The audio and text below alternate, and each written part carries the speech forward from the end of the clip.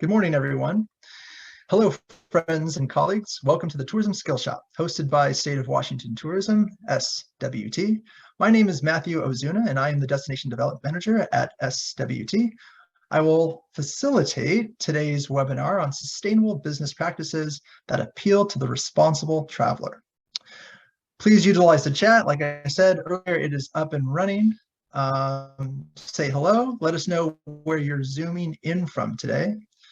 Feel free to share your comments in the chat and use the Q&A feature as well. I tend to think that the Q&A feature is better for questions, but if you tend to agree with something that the panelists said, or you want to pipe in and kind of offer another point of information or fact or figure, that's great for the chat as well. Mike will not be joining us today, so it will just be me. I will monitor the chat and the Q&A, and we'll save time at the end to address those things. The Tourism Skillshop is one of many industry educational programs from State of Washington Tourism. This webinar series will engage with colleagues across the tourism sector and broaden their industry knowledge, skills, and network. Each webinar will highlight a specific issue or skill for tourism professionals. Oh, I already said that. Sorry, folks, I'm losing my spot today. State of Washington Tourism will host live webinars of the Tourism Skillshop on the third or fourth Thursday of every month from 10 to 11 a.m. These webinars are free and open to the public and to all tourism stakeholders, really. The webinars will be recorded, so if you can't attend the live broadcast, you can watch the recording anytime. And those will be on our YouTube channel. For Tourism Skillshop and other industry updates, visit SWT website, sign up for the industry update newsletter, and follow SWT on LinkedIn. Tourism stakeholders may also join the SWT Facebook group for further discussion on topics related to the Tourism Skillshop and other industry news, issues, and events. Now let's dive into this webinar. This webinar in the Tourism Skillshop will focus on sustainable business practices that appeal to the responsible traveler. The term sustainable is often applied to businesses and communities without a complete understanding of its scope and complexity. I think that's very important today, folks. How much time and energy and resources should an entity devote to its sustainability efforts? More importantly, what goals or benefits should a business or a community expect to achieve with the implementation of sustainable policies and procedures? The reality is that tourism stakeholders have a wide range of factors to weigh when tackling sustainability. And so my two guest speakers today will try to tackle all of that. They are Dan Moore, he's the CEO of Pandion Consulting Facilitation, and Kevin Wilhelm, CEO of Sustainable Business Consulting. Both of these businesses are located right here in the state of Washington. So I just wanted to mention that and give them a nice, happy plug. Dan has over 15 years of experience incorporating sustainability into tourism businesses and leveraging sustainable practices and values to meet consumer expectations. Kevin has a couple decades providing sage advice to tourism businesses ranging from small tour operators to international airlines. He is the author of 5 books and a thought leader in this field of study. Please join me in welcoming them to this webinar on trends, best practices, and case studies associated with sustainability and responsible and dare I say, regenerative travel, throw another buzzword at you guys, across the tourism sector.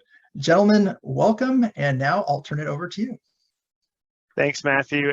We just added an extra hour now to the webinar because you threw in another term we have to unpack and discuss. Just kidding. Thanks, everyone, for joining us. Again, my name's Dan Moore, and I've been working in tourism in the States since 2007. And so I've recognized several of the names on the attendee list. I'm super excited you're all here.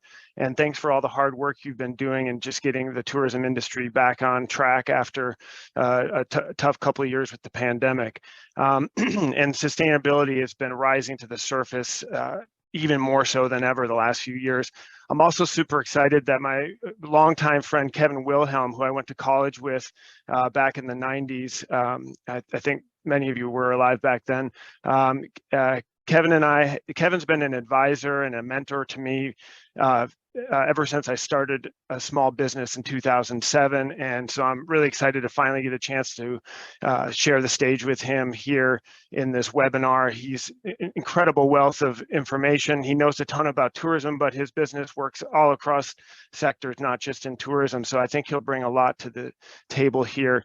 I'm going to just quickly do a brief little overview presentation. And then what we wanted to do for this webinar was not just have a bunch of PowerPoint slides and whatnot, but more so have an opportunity for Kevin and I just to have a little bit of Q&A back and forth, unscripted.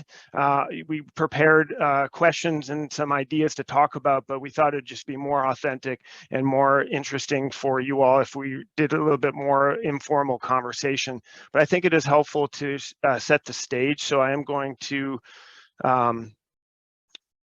just do a brief little presentation. Again, some of this is probably review for you. And in that case, you can just look at the pictures and try and identify where I took them from. Okay, so a few things we're going to try and talk about in this webinar. First is, what is sustainable tourism? It's a huge buzzword, and of course, it means different things to different people, different companies, different to the traveler. Kevin, one of the reasons why I wanted to invite Kevin to this is because he's been really basing the foundation of his career on highlighting why businesses, making the case for sustainability from a business perspective. And I think that's really important, especially dealing with a lot of the small businesses in tourism. Sometimes we all have ideals, but we don't necessarily have the bandwidth or the resources. Well, ideally, if we do everything right, this should come back to benefit us as well. And of course, we also want to talk about the benefits to community in engaging in tourism, in sustainable tourism. And then the discussion point will be a little bit more about how to implement. So first of all, what is sustainable tourism? I think this is, you could each come up with your own definition of this, but I like this one here because it highlights what's often referred to as triple bottom line. And so the definition, tourism that takes full account of its current and economic, social, and environmental impacts, addressing the needs of visitors, the industry, the environment, and host communities. So there's a lot here that, but again, that triple bottom line, that sustainable tourism means that it's economically viable for the businesses and the communities that are engaged in it. Of course, it's benefiting the community itself, and it is not negatively impacting the environment. And ideally, and that's the regenerative tourism piece, that in all three of this, that we're investing in these, in all three of these by doing tourism. I think I was once a teenager, and I like teenagers, and I think one thing I've learned from them is they frequently ask the question why, or so what, or who cares. And I think that's actually a smart question. The first one is, pre-pandemic, our industry was just growing leaps and bounds, and it was in some cases unsustainably growing. Obviously things ground to a halt, but once the floodgates started opening up again, we started seeing tourism bouncing back.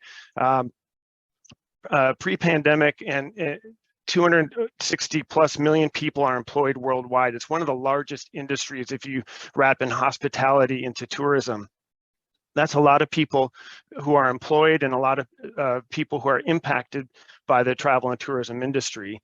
And travelers spend more than $2 billion each day. So this is an economic benefit. Obviously, this is the financial sustainability component of travel and tourism.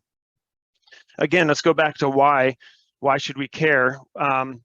Well, a big reason, if you run a business yourself, or if you're are supportive of the businesses in your communities, like I know many of the DMOs that are on the call are, well, you want to make sure that your communities are and your businesses are prepared for what the traveler wants.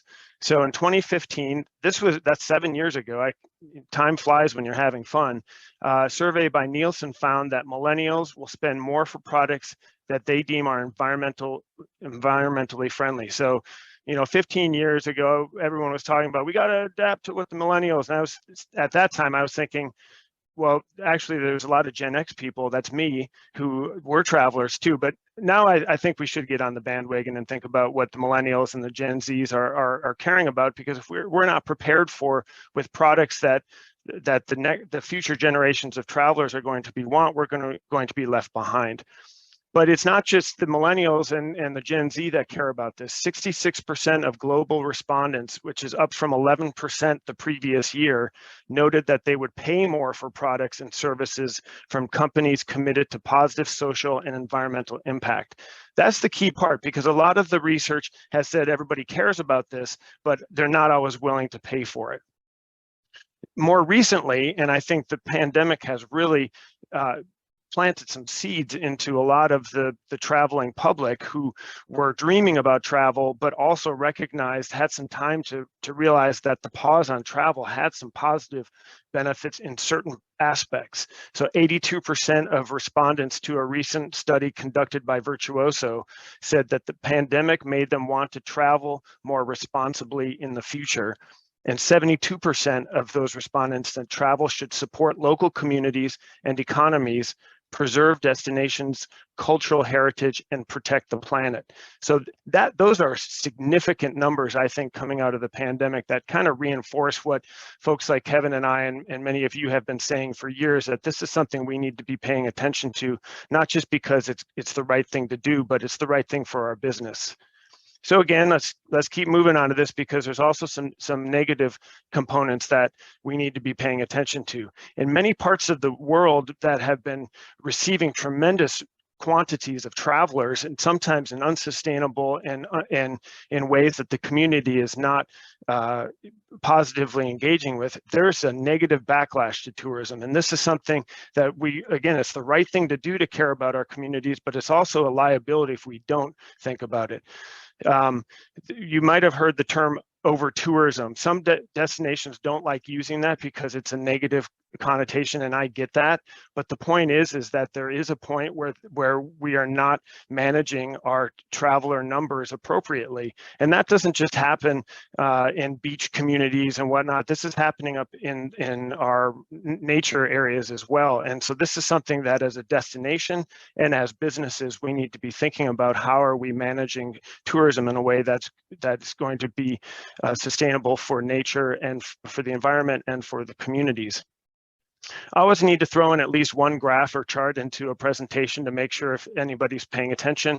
But the point of this concept here is that just because tourism is increasing doesn't mean that it's going to stay that way. And in fact, research suggests that if we're not reinvesting, rejuvenating and regenerating tourism and travel and destinations, that actually it can have a negative effect and turn into a decline in travel and economic benefit. So very quickly, let's just go through a few hows. One thing is to think about is keeping money this is the economic piece, keeping money in our communities. Well, thankfully, travel and tourism has a lot of small local businesses, and that's a great way to keep money from leaking out into multinational companies that aren't necessarily as concerned about the local issues. Obviously, we need our travel and tourism to benefit community. This happens a lot. If we build a mountain bike trail that's going to attract world-class mountain bikers to come and use it, that's something that the local people get to use as well. If we invest in our national parks and our state parks and build trails and have more sustainable aspects, then local people can benefit from that as well. Obviously, we want to think about that sustainable tourism needs to protect the environment. Again, this is beneficial to local people. And then finally, sustainable tourism is all about telling your story and providing an opportunity for you to share with the world what is most valuable and most important to you. And that can be from cultural aspects to historical aspects. So again, that was a very quick overview. I think probably for the most of you on this call, this is nothing new. And so that's why I didn't want to take too much time in presentation. And just real quick, in case you don't have my contact information. You want to reach out and make any comments that aren't in the chat, feel free to do that. So I'm going to stop sharing my screen and invite Kevin to come into the conversation. And Kevin, feel free to make any comments just about what I had to say, if there's anything that you would want to add.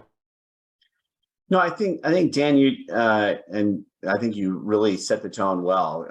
For those of you who are listening and wondering, kind of, what does my consulting practice do? My firm's worked with about 275 different organizations in 40 different industries. So we've worked in the tourism industry, but we also work with the 3 of the 7 largest airlines. We work with Expedia. We work with people in all elements of the hospitality industry as well. And we've worked across the globe, but a lot of our clients are based here in Washington State. And I think that the key thing that, as Dan was mentioning, was, especially coming out of the pandemic, is people want to live and spend with their values, but there's also a lot of quote unquote revenge travel that's happening right now. People that are completely pent up and feel like, I don't care, life has really sucked for the last couple of years, and I've had the kids at home, and we've been in a pandemic, and there might be monkeypox coming down the pipe. So the heck with it, I'm going to go out and spend my money and do what I want. And that means there's a huge opportunity for this industry right now to say, hold on, you can have that amazing, wonderful vacation experience and do it in an environmentally and socially responsible way.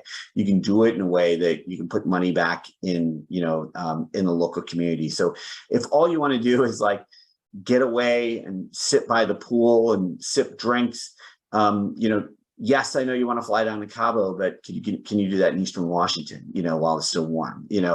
I need an adventure getaway, instead of let's go down this winter and, fly down to Patagonia and hike down in El Chalten or El Calafate.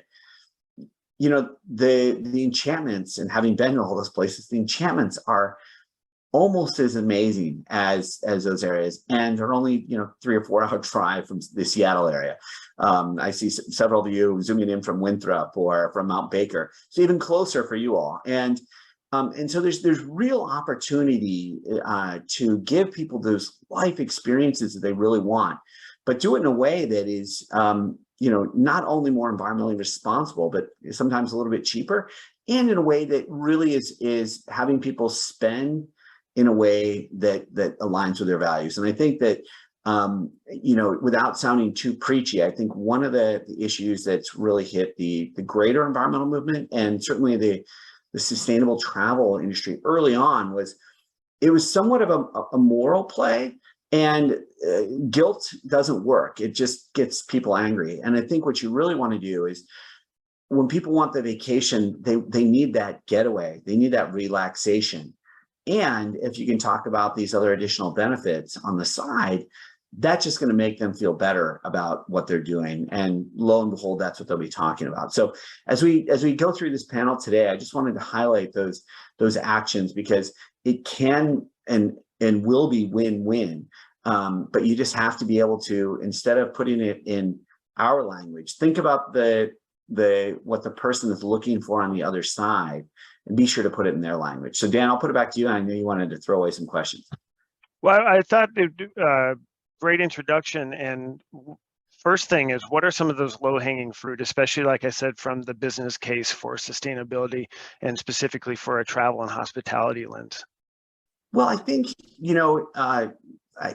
not to use this, analogy too much, but for a lot of organizations, they just don't know where their biggest impacts are coming from. I think, we tell organizations, it's just like, after New Year's Eve, and you've decided you're going to lose that 10 pounds again, and you're really going to commit to the gym, but you really need to step on the scale, and go, okay, how bad is it?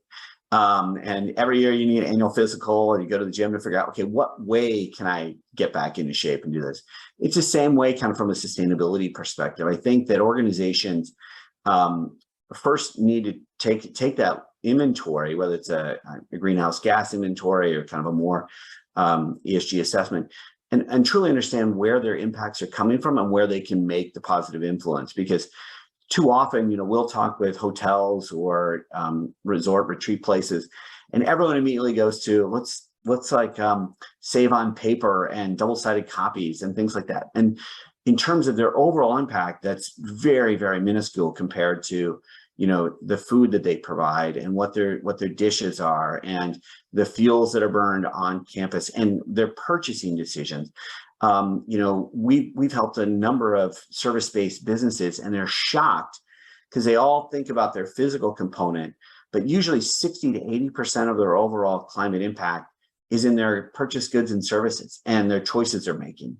And so a lot of it is just helping organizations first kind of get that initial, where are my impacts? And then what are the high impact levers that I can pull that can really make a difference? Just a low hanging fruit from my perspective, and kind of a little bit of a soapbox for me, is in the toilet paper and paper towel realm. I read a statistic that if you are not buying recycled paper towels and toilet paper, you are contributing to massive deforestation of the boreal forests up in northern Canada. And so a low-hanging fruit to me is just, again, like Kevin, you just said, look at your sourcing. Where are you getting things from? Can you make a difference by just buying recycled toilet paper that's made from recycled paper? It's a huge impact that you can have, and it's an easy way to send the message. It's a captive audience when they're using the toilet paper. They might be able to whoa, recycled. Maybe I should be using this back at home. So that to me is one low-hanging fruit in terms of the sourcing, but also with food. I mean, I think food is a great way to tell the story of our region, and we're the second largest or second most diverse crops grown next to California.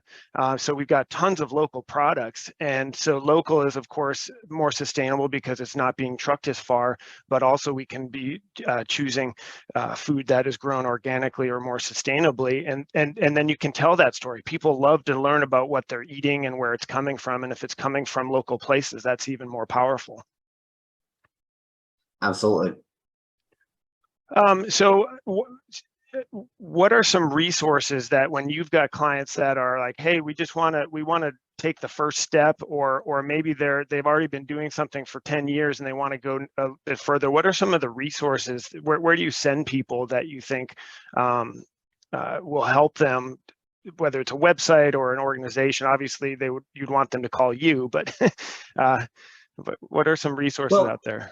No, and for everyone on the call, I don't want everyone to call, because a lot of these are smaller businesses that, you don't need to be paying a big expensive consultant. I love your question, Dan, because there are a number of, obviously there's a lot of resources through the Sustainable Trade and Tourism Association that have been put out there.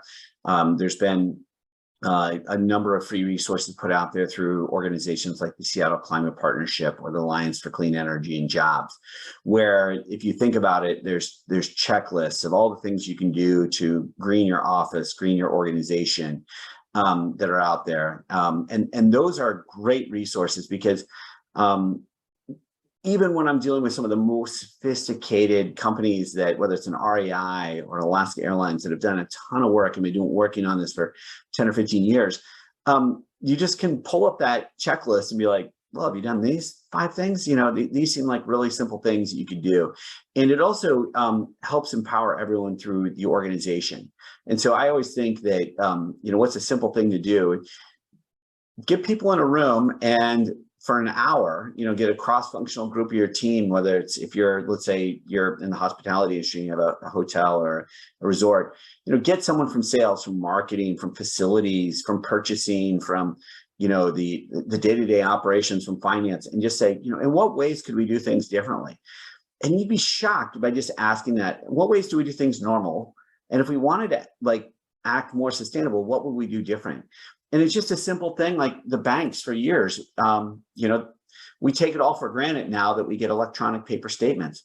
But I'm still fighting with major financial institutions across the United States. We're like, no, our people still need paper statements. And the reality is most people nowadays the bank is on their phone and they don't ever go into a physical location, let alone open any mail. So those are one area. There's also a number of free tools out there if people are trying to look at their greenhouse gas inventory or their baseline are, that can quickly give you a snapshot of where you need to be spending the time. And like as Dan mentioned, when we look at the food, that's often one of the places where people think, yeah, it's just a meal here or there. But it might be a significant portion of your spend. It might be a significant portion of your waste, and it might be a significant portion of shifting in terms of what you offer. I mean, there's just a simple thing of if you were going to offer chicken versus lamb, or if you're going to offer tofu versus beef, just very simple things can have huge major impacts. And so those would be a couple of resources I usually direct people to. Years ago, I had an opportunity to participate in a workshop in Scotland on sustainable tourism. The region was wanting to focus more on sustainability, and it was one of the first times that I heard a business, in this case it was the hotel that was hosting everybody, say, we're doing all these things for sustainability. I mean, well, first of all, I learned that they had just on the train ride there, everything served on the train, all the tea was fair trade, for example, all the coffee was fair trade. In the at the hotel, they were heating using pellet stoves, which were from waste products from the timber industry. So I'm just amazed with how much sustainability was happening in this area. And then I heard the hotel proprietor say, yeah, I don't want to, we're not really doing that much. And I feel like if I post that I'm doing all these great things, that the people are going to think that we're a fraud. And it's like, whoa, you're doing all these amazing things. You're not a fraud. But I feel like I've heard that several times from businesses where they're just concerned about mentioning what it is that they do because they don't want to be accused of greenwashing. I'm wondering if you've come across that and if you have any strategies for how businesses should approach that. Yeah, I think that the first thing is organizations need to realize there's no such thing as a perfect or sustainable business, okay? And, you can't let perfect be the enemy of the good. When you get across that person that says, I'm a fraud, I'm not doing anything, I notice that with our clients in Finland, for example. They may be doing 99 out of 100 things, but they're not going to tell anyone they're doing anything until they check off that 100th thing. And we saw this with an example where, we were doing work with Whole Foods, and both Whole Foods and PCC, and both of them, all they could think about was all the things they weren't getting right, where all their gaps were, where their warts were. And the sustainability directors at both of these organizations, just all they could talk about was, God, we're not doing this, we're not doing this, we're not doing this. So can you come with me a second? We walked over to QFC and said, okay, now take a look at what things are doing. Do you feel a little bit better? And it was just having that context of saying, you're not a fraud. It's a journey. Organizations evolve. The whole industry has evolved in the way that, 15 years ago, when you went to buy eggs, if you bought organic eggs, that was good enough. And then they needed to be cage free. And then they needed to be, open, land they need to be doing. And then they needed to be all these other things. It's an ongoing target. You're never going to hit it. So you have to allow those people who are in that situation where they're saying, God, I'm a fraud. Like, no, you're not. You are doing what you can. You can do more. Let's work on what you can do more. But bring it back to their business operation too. How by doing more on sustainability can that help them bring in more customers, save money, attract new customers, find ways that it's going to jazz your employee base so they're psyched to come to work. That's where you want to really find that alignment. I also think it's helpful to approach this with humility and kind of demonstrate that this is a work in progress. And I think that's a great message to share with your customers, that here's the things that we're working on now. Here's what we're hoping to do in the future. So it highlights that you're not greenwashing because you're actively showing where your gaps are that you're trying to fill. It gives them an idea of things they can do and join the journey with them. for example, what are some ways that you would recommend that businesses communicate some of what sustainability they're doing? Yeah. Yeah, I think you're right. Humbleness is incredibly important, but authenticity is really what's the most important thing. Is not to overhype what you're doing, but give yourself grace to not underhype too. To just say this is what we're doing and why. And I think that, how do you communicate it? It can be communicated in any number of ways. The easiest spot is put on your website. Just tell people this is what it means to us. And this is what we're hoping to do. And these are the areas we're focusing on. And I think that coming back to that kind of determining where your most important impacts are, that's there. And then also let them know what are some of the areas that you can't get to right away. The airline industry, for example, is, Alaska Airlines, when you get on a flight, you feel really good about all the recycling. Well, 98.97% of their carbon footprint is their Jet A diesel fuel. There isn't enough sustainable aviation fuel in the world for Alaska Airlines, let alone any other airline to make a switch. So they have to be upfront about it and talk about what they're doing, but they can talk about all the other stuff that they're doing. And so I think that when you're an organization that's embarking on this and you want to communicate authentically and humbly, but start with your website and tell people what you're doing, why, how this matters. But then even on the, as Dan mentioned, even like as people are experiencing it, you can be explaining it. I mean, one of the things with some of the stuff that happens in Washington State is people have an environmental ethic. They have a leave no trace behind. They have a pack it in, pack it out mentality. And so you can mention that while you do certain things as a part of this commitment as well. And if, some of it is just simple signage or even just having like a little, in your building, hey, here's our commitment that we're doing in a high traffic area, whether it's by the restrooms, as people come in and out the doors. There's so many different ways you can communicate it without being over the top or making it seem like it's like you're new and this is the most important thing.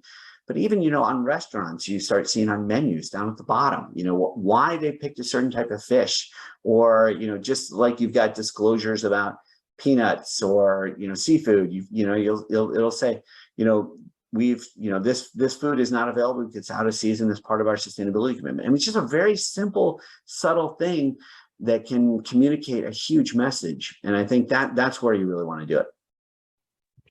Yeah, and I think education of frontline staff too. I mean, a big thing I focus a lot on is guide training, but I know that also servers at restaurants and front desk at hotels. I mean, these are the very first people that a lot of times visitors to our state interact with, and it's a great way to make sure that our story is being told right away, but it does take training. I mean, you can't just assume that somebody is going to know all the key sustainability practices of your operation just because they work there. And so I think incorporating into your training a bit about messaging and how to message. And I think one thing that you've hit on, I've hit on, is the idea of getting on a soapbox or banging it over people's head it isn't as effective as putting a great plate of food in front of them, having them love and say, this is amazing, what is it, or where does it come from? Then all of a sudden you have an opening to say, oh yeah, this is from a local caterer and they source local and organic ingredients and so on. And so I think that both education but in order for that to work, is your frontline staff needs to be aware of where your sourcing is from, why it's important, and have some way to communicate that through storytelling. And I think that can be very powerful, both for your brand as well as just for and that's one thing I love about tourism. Here's an opportunity for people to experience what we think are in terms of our values and what's important, and in a way that's authentic, that is down to earth, and then when they go home, they have a piece of that story. And a part of our story is our sustainability message and our ethos around the environment and our supporting communities and local businesses. They might take that home with them, and all of a sudden we've shared a new way of looking at things. Absolutely. You mentioned the elephant in the room, the air travel piece, because I think that when people, look at in terms of their carbon footprint, for example, they would have to, to remove the air travel piece if they're, and I love how at the beginning of your opening, you, I love how you highlighted that you don't necessarily need to travel to other continents to have some of these amazing experiences. And I think that is one thing we learned during the pandemic. We saw a lot more domestic travelers that used to always go to Europe in the summer, and they decided to go to Washington State instead. And so I think that's a great part of reducing our carbon footprint, is not necessarily choosing to travel as far every time, or when we do travel far, spend more time in that destination. But so you mentioned a bit of short term, but what about as well as long term? Is air travel, what are we going to do about it in terms of its sustainability? How are ways that we can push this industry to not be the elephant in the room for sustainability? Well, in your industry, unfortunately, right now, it's actually all about policy and incentives. And we're seeing that, full disclosure, we've got clients, Delta, Alaska, SkyWest, Wheels Up, Hawaiian. They're all clients of ours. And there's, like I said, there's just not enough of, there's hydrogen engines, but those are years away. There's electric aircraft, but those can take 2 to 4 people in a Cessna, very short distance. There's not, for example, there's like 1/1000th or even 1/1,000,000th of the amount of sustainable aviation fuel currently in production that could do this. And so it really becomes about policy and incentivizing producers to produce in a way that's cost competitive. Now, as oil prices have gone up because of the Ukraine war, because of inflation, because of everything else, sustainable aviation fuels have become relatively cost competitive in states that have incentives like California and Washington State. Texas, Florida, they don't have those. It's not competitive. So the airlines are trying to do that. The infrastructure hasn't been laid there in the same way that public work infrastructure can be happening. There's a program right now that a group of Washington businesses, Boeing, Alaska Airlines, is working with Washington State and Agricultural Department, working with SeaTac to how to figure out how do they bring the sustainable aviation fuel to SeaTac through a pipeline that can make it, easily to get, as opposed to trucking it down. So there's a lot of things that need to happen. I think people tend to go immediately to bio crops, like what we saw with biodiesel in the late 2000s, where, you're starting to trade land, for food. And where the policy really needs to go is how can you incentivize kind of an all aboard approach? What are the non-land based, what are the non-food based ones that you can do? So, whether it's harvesting algae through an organization like Blue Marble did here, where they're going out and basically picking up waste algae that's floating out in the middle of the ocean and converting it into biomass. There's a lot of ways you can do that, but it really, for this industry to make a difference, unfortunately, all of us on this call and all of our friends and everyone we've ever worked with in this industry can't do a thing about it through our purchasing power. It's really going to be about engaging on policy and giving people that want to do it business behind it. So one of the things that, my organization has been involved since 2007. We helped set up the Seattle Climate Partnership, and then I was the chair of the Sustainability Committee at the Seattle Chamber. But we helped create a group called the Washington Businesses for Climate Action, because there's the Association of Washington Businesses, which is your traditional, no new taxes, no new regulations, give us a competitive environment. And we felt like we needed to stand up an organization of leaders like people on this call that could say, no, actually, absolutely regulate carbon emissions, absolutely incentivize environmental benefits, absolutely work towards climate justice, so that politicians could get up there and it wasn't business and economy versus everything else. And that's where the issue has been down in Olympia and nationally, is that it's been put as an either or kind of thing. And so, when I was testifying in Olympia, you'd have people there from the healthcare sector and the labor sector and the environmental groups and the NGOs. They all be talking about why we need to take action on climate. And then you have the business sector come in and be like, well, this is going to affect my business and it's going to kill our economy and we're going to have to fire people and lose jobs. And all the politicians went over to that side. And so by engaging in policy and saying, no, hold on, there's 100 of us over here who actually we'll see more benefit. We'll see, we can actually create jobs. We can actually bring money to Washington State, grow our local economies in a way that can do it. I think Winthrop is a great example. I know someone here is saying they're out in the Zama, and another person was saying they're from Winthrop. I mean, look at what they've done to that economy by grooming cross-country ski trails during the winter. Now it's a destination. Now it's a place where people want to go, and they're recreating, and they're putting money in the local economy year after year after year. And it's a huge economic development play. And when it gets put out as an environmental play, it's like, eh. And so I think that's where we need to be really focusing. Yeah, and I think the data coming out is just only reinforcing that our travelers want to be more sustainable. They will seek out businesses that are doing so, and they're even willing to pay a little bit more for it.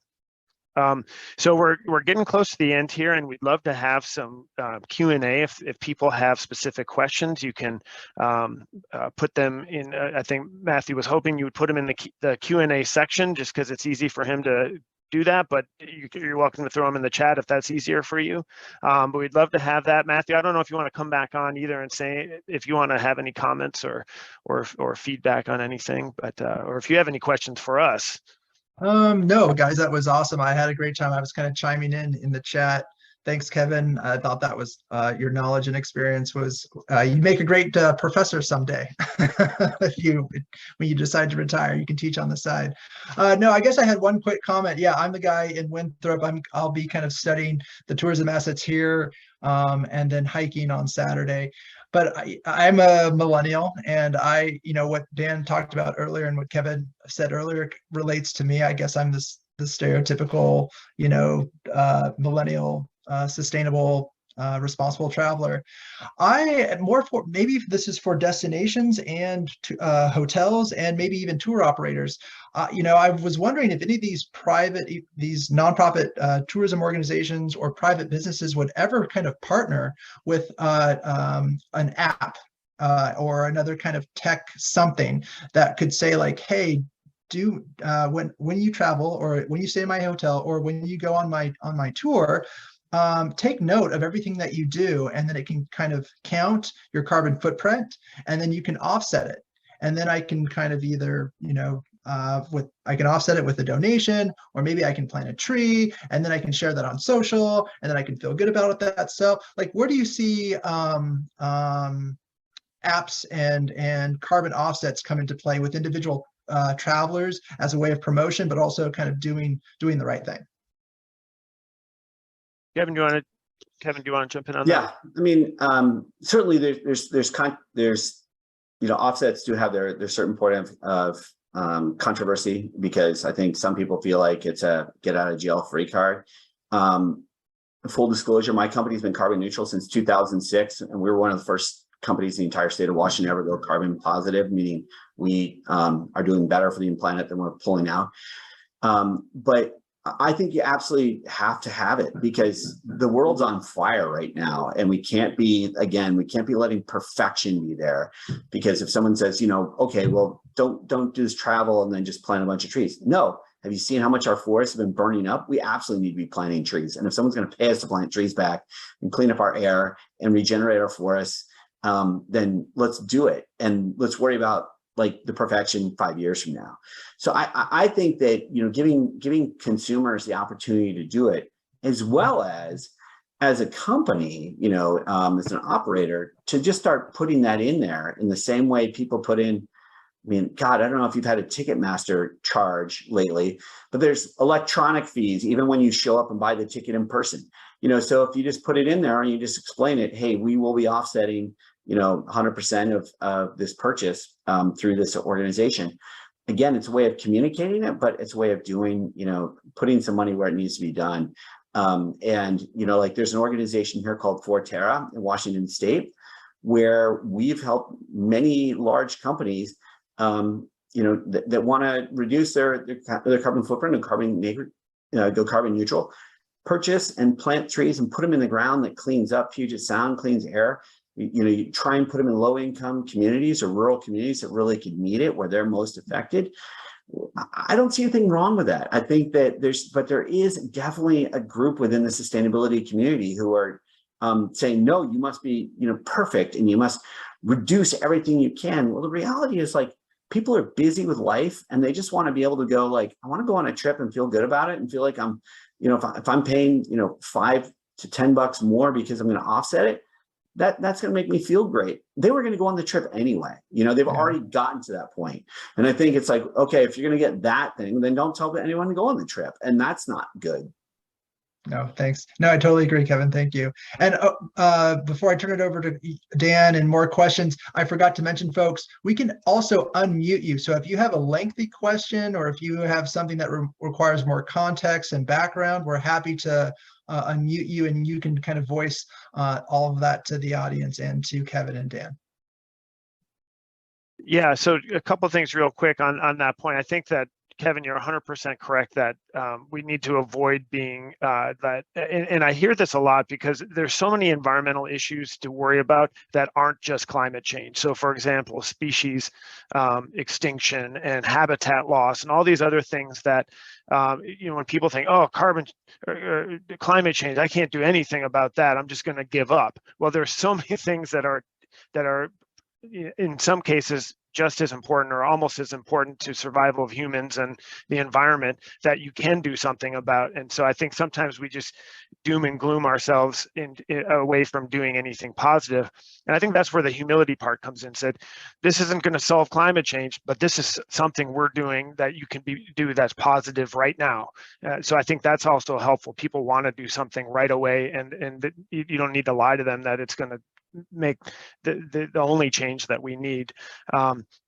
And Amy asked a really good question earlier, and I think that this kind of gets to the point of that low-hanging fruit of the business case for sustainability, Kevin, that you've written a book on specifically. Her point it highlights that the analogy of a patient bleeding out on the table, and then the doctor comes in and starts talking about diet change. That the issue at hand is the bleeding out, and I think someone who's run small businesses, well, both of us have, it is true that it seems like there's always a fire to put out right in front of your face, and it's hard to get to those longer term investments that are going to make a big difference. So I'm wondering if you can just answer that very quickly in terms of what is that low hanging fruit that a small business who is putting out a fire should still, it would still benefit them to deal with sustainability. I think depending on, where you do it, one of the easiest things to do is just to switch to green power. Right now, if you're a business, you're buying electricity, you're buying energy from the utility already. And sometimes it's only, an increase of $1 or maybe even $3 per, kind of megawatt hour, kilowatt hour that you're using. That is a simple, easy way to address something while we're dealing with the kind of bleeding of it. I mean, I agree with you, Dan. It's like for these small businesses that, don't have a ton of money laying around on the table, they need to be like, they're worried about what am I going to do to keep my business growing and thriving over the next year or two. I can't be worried about, policy changes 5 years from now, but what can I do right now? And I think that I always tell people that it's no different than your personal life. You reduce, you switch to renewables where you can, and then you recycle the rest. And so I tell organizations we're in their, whether in that bleeding stage or just right now, and they're thinking of it, to just do that quick session of where could we save, money by being more environmentally friendly.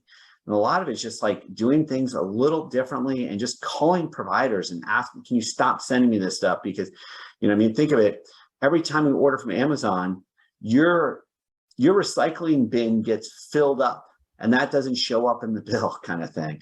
But you're paying for that cardboard and then you're paying to dispose of it. And so where can you reduce that altogether? And then where can you, make a switch to renewable energy or power? It's not that expensive. I mean, if you're talking fuels, and switching from gas to biodiesel, like Dan talked about more about that, it can be a little bit more expensive.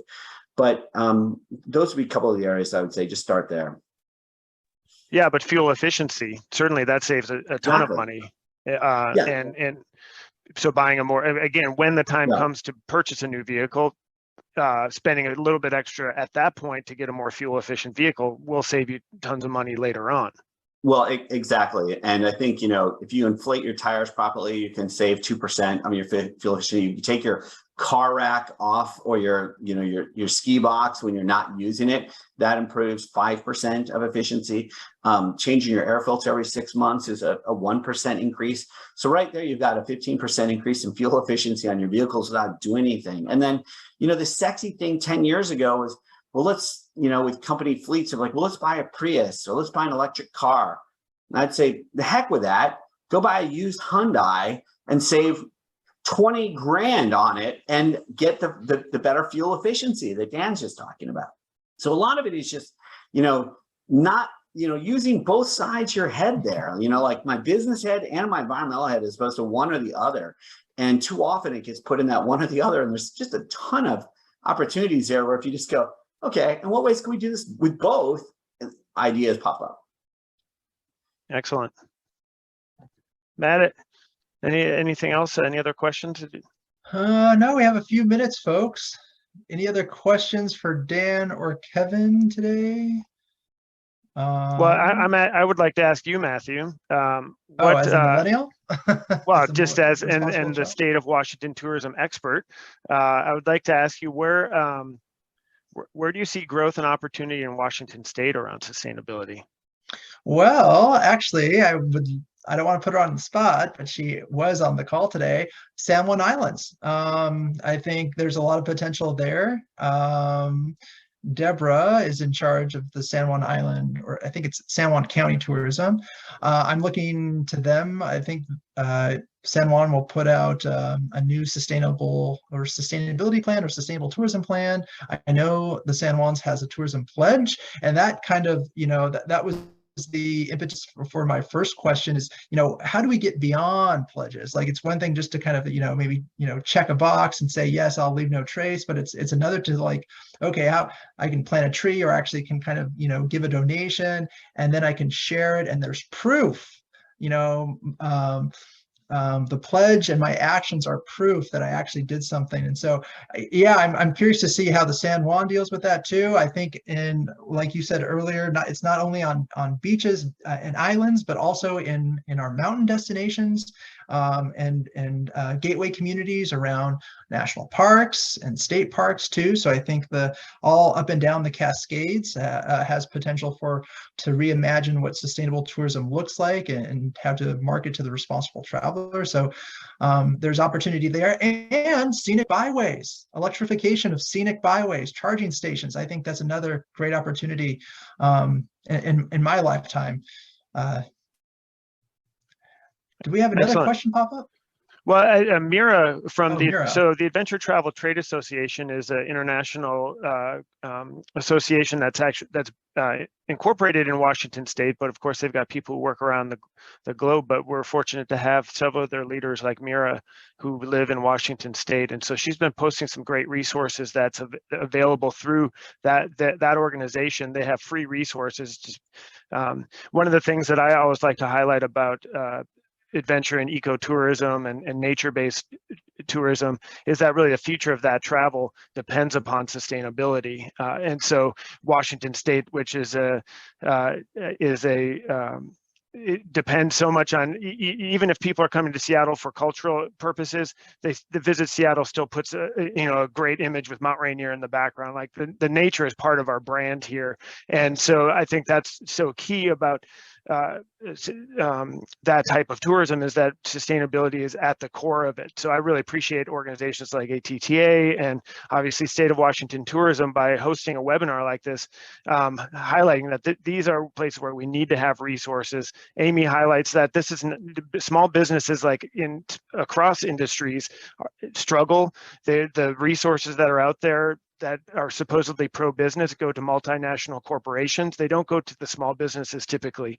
And so I think that the more we can do to provide resources that are easy to access, that help small businesses do what they want to do, while also being sustainably economically as well, sustainable economically as well. So anyway, yes, I am part of the volunteer ambassador program for ATTA. So Mira is exposing me in the chat, but I do think there are a lot of great resources that organization provides for travel and tourism industry. And that's and then a little bit of a segue. Yeah, it's sustainable tourism and destination management. It's not all about marketing anymore. That's my job as the destination development manager. I mentioned that I'm here for a destination development project. And so, yeah, and state of Washington tourism destination development grants that can specialize in sustainability. So all of those resources are at your fingertips on our website. And there will be announced, and I think I've mentioned it to this group before, but will formally be announced probably in November or at the State Tourism Conference, a tourism academy where there are additional resources for sustainable tourism, any kind of tourism, grants, workshops, toolkits for tourism-related businesses and all tourism-related stakeholders that are free and open to the public. So stay tuned for that. I think we have a few more comments coming in. I think people just stating they're happy that we're here. Oh, excellent. And yeah, some resources that are coming out. So, for example, an agritourism map, creating more locally sourced restaurants in our county. What was once a timber fishing community is slowly evolving. Again, tourism is a great way to tell the story of the past and make sure that that past is not forgotten, and then repurposed from financially into tourism. But still, that story is still important. I think cultural sustainability is a huge part of this. We've talked a lot about environment, but I think the tourism being a way to preserve languages, for example, in indigenous communities, preserve historical trades and sectors that financially haven't survived in the new century here are key. So for those of you who are going to be at the State of Washington Tourism Conference, want to dive deeper into any of these conversations, I will be there. Matthew, that's the 11th and 12th, correct? At Seattle Tacoma International Airport. I don't remember what the venue is, but so I'd love to see people there, and really appreciate everyone showing up for this webinar today. And Kevin, thanks for being here. Really excited to share the stage with you a little bit, finally, after all these years. Thanks, everyone. And thanks, Dan and Matt, for doing this. And for Matt and Dan, both have my contact information. So if you have any questions on sustainability, if we can't answer them, I can point you to the right people. But thanks, everyone, for your time. Really appreciated being part of this webinar on this panel. Cool. Thanks, guys. And thanks, all of you, audience, for joining. We will be back next month in October after the State Tourism Conference on the 4th Thursday in October. And that skill shop will focus on grant writing. No, we won't do a critique of all the grants that some of you sent in for destination development. We'll have another webinar to address those probably next year, right before we open the application period up again. But this is a chance to kind of help you develop your grant writing skills in preparation for some tourism grants with the Port of Seattle. I know those are in the winter, or any grants out there. So stay tuned for the next skill shop, the 4th Thursday in October, and hope to see you at the State Tourism Conference before then. Take care, everyone. And Dan, do you mind, or Kevin, I know you have to run, but Dan, do you want to stay on the line? Sounds good. Cool. Thanks so much, everyone. Bye, Kevin. See you, Kevin. Bye. Take care, everyone.